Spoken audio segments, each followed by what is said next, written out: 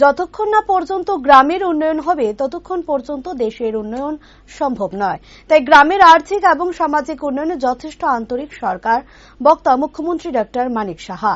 রবিবার Tripura state bank limited এর 40তম বার্ষিক সাধারণ সভা অনুষ্ঠিত হয় আগরতলায়। উপস্থিত ছিলেন মুখ্যমন্ত্রী ডক্টর মানিক সাহা, সমবায় মন্ত্রী শুক্লাচরণ নোয়াতিয়া সহ অন্যান্যরা। অন্যদিকে বক্তব্য রাখতে গিয়ে মুখ্যমন্ত্রী বলেন, কেন্দ্রীয় সমবায় মন্ত্রী নির্দেশ দিয়েছেন শুধু আর্থিক উন্নয়ন নয়, সামাজিক মান উন্নয়নের লক্ষ্যেও কাজ করতে হবে। আর এই নির্দেশকে মান্যতা দিতে রাজ্য সরকার আপ্রাণ চেষ্টা করছে।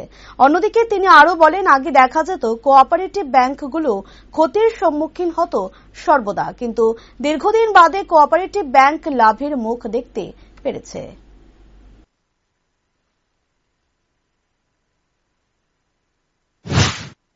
আমাদের মাননীয় প্রধানমন্ত্রীজি সবসময় বলেন যে গ্রাম যতক্ষণ ধরে উন্নতি না হবে ততক্ষণ কোন রাজ্য বা দেশও উন্নতি হতে পারে না। সেই দিশায় আমাদের কাজ চলছে।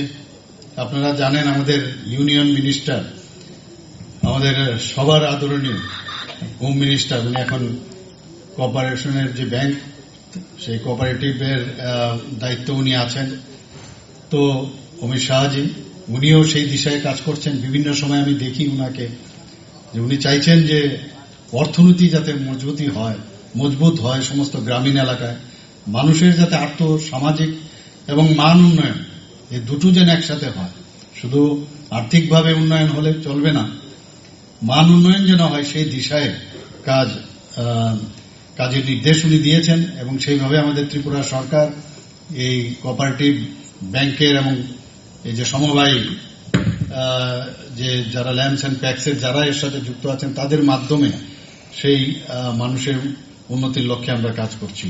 আমি অত্যন্ত আনন্দিত যে আজ এতদিন বাদে এই ব্যাংকের যে লাভজনক অবস্থা সেটা কিন্তু আমরা দেখতে পাচ্ছি।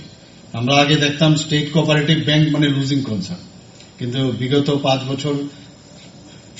বছর ধরে যেভাবে ওনারা কাজ করছেন আমি অবশ্যই ওনাদেরকে প্রশংসা করতে বাধ্য।